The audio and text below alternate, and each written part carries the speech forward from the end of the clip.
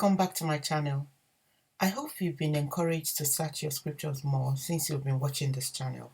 Please leave a comment on some of the content or maybe on some of the things, the nuggets you've been finding from the study of the scriptures.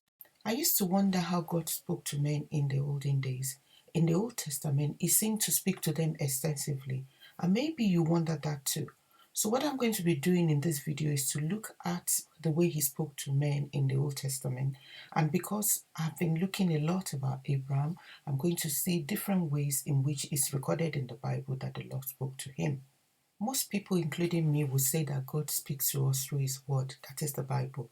But we also know that in the Old Testament, people like Adam and Eve, in that time, there was no Bible.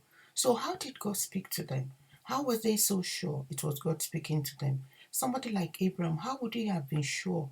How would he have been certain that it was God that asked him to leave his father's house and come to go to Canaan? So we have a record of a range of ways in which He spoke to them, and that's one of the things I'm going to be looking at.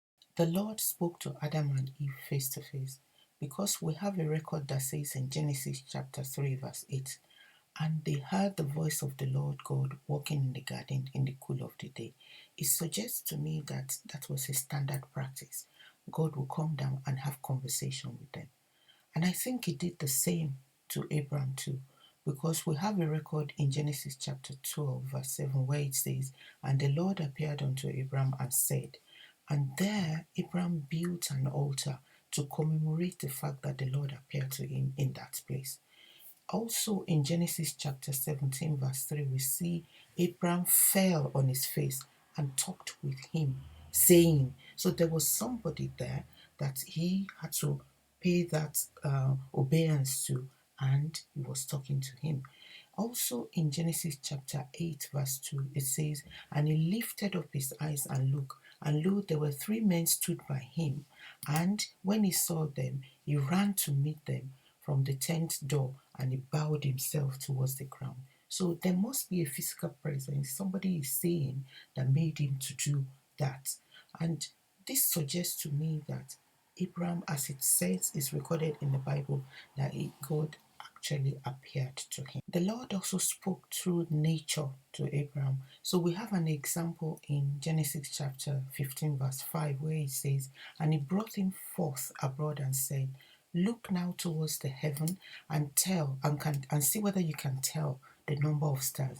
And he said unto Abraham that that will be how his seed will be, which suggests to me that either God was speaking to him or giving him an illustration through the elements in the skies about what his descendants will be like, essentially through nature. Genesis chapter 15 verse 4 says, and behold, the word of the Lord came unto him, saying, which suggests to me that God, the word just came.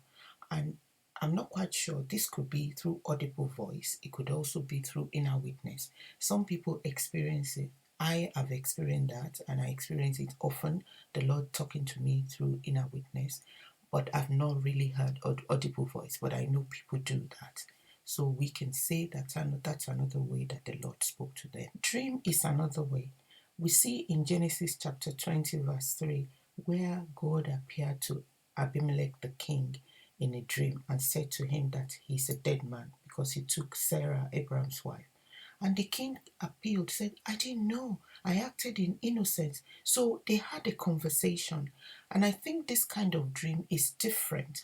Different in the sense that it was not a dream that the king did not know what to do about it or was not clear about what it meant and needed interpretation. Because straight away, God told him what was wrong and God told him what he needs to do, and he had conversation with God. So I think this is another way in which God spoke to them. Vision is another way, and we can see an example of this in Genesis chapter 15 verse 1 where it says, after these things the word of the Lord came unto Abraham in a vision, saying, fear not, Abraham, I am thy shield and thy exceeding great reward. So this is the method God chose to speak to him at this time. And I know that a range of Old Testament prophets received the messages from God through visions. So I'm not surprised when later in Genesis chapter 20, God called Abraham a prophet as well. So he chose to speak to him through vision in this case. So we've gone through the range of ways that God spoke to men in the Old Testament, face to face, through nature, inner witness, audible voice, dreams, and visions. It doesn't mean the Lord can still not speak to us through these ways, but we also have His word written in the Bible. I will be exploring the ways in which He speaks to us through the scriptures in my next video.